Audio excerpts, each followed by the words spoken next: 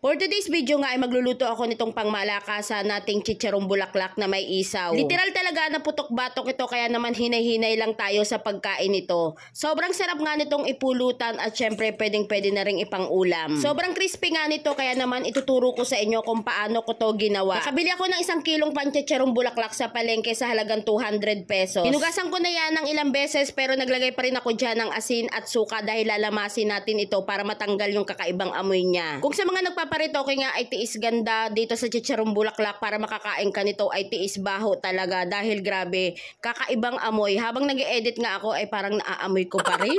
Anyway, dito sa isang kaserola pinagsama-sama ko na lahat. Naglagay ako dyan ng sibuyas, bawang, laurel, pamintang buo at saka luya pampatanggalan sayo. Maganda rin kung maglalagay kayo ng tanglad. Tapos ay pakukuluan lang natin ito ng 1 oras at kalahati. Kalipas nga ang 1 oras at kalahati ay okay na ito. So papalamigin lang muna natin ito bago natin to hiwain. Mas maganda nga bago nyo siya lutuin ay ilagay nyo muna rin siya sa freezer para mamuo yung mga sebo-sebo niya. Pero kung nagmamadali naman kayo ay sige na nga, pwede naman nang lutuin na rin agad yan. So hiniwa ko lang yan sa gusto kong laki, so depende na yan sa inyo kung gaano kalalaki yung hiwa na gusto nyo dito. At eto na siya lahat nung nahiwa ko. Ngayon naman naglagay lang ako ng mantika dito sa kawali. Mas maganda nga kung ipiprito nyo ito ay hindi pa masyadong mainit yung mantika dahil sigurado kapag mainit na yung mantika, kapag nilagay nyo itong mga chicharong bulaklak ay talagang magpuputukan yan. Sa puntong ngang ito ay medyo nag light brown na nga siya. Talagang tiyagaan lang tayo sa paghahalo dito para mas maging maganda talaga yung pagkakaluto niya.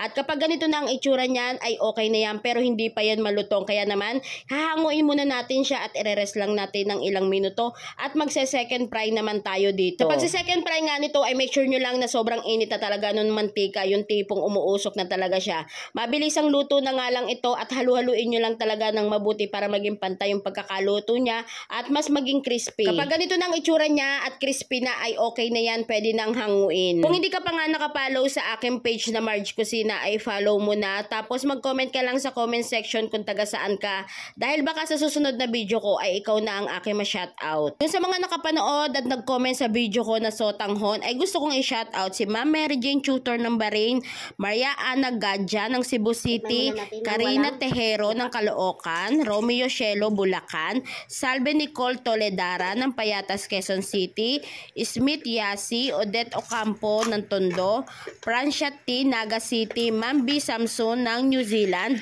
Alma Garboni ng Pasay City.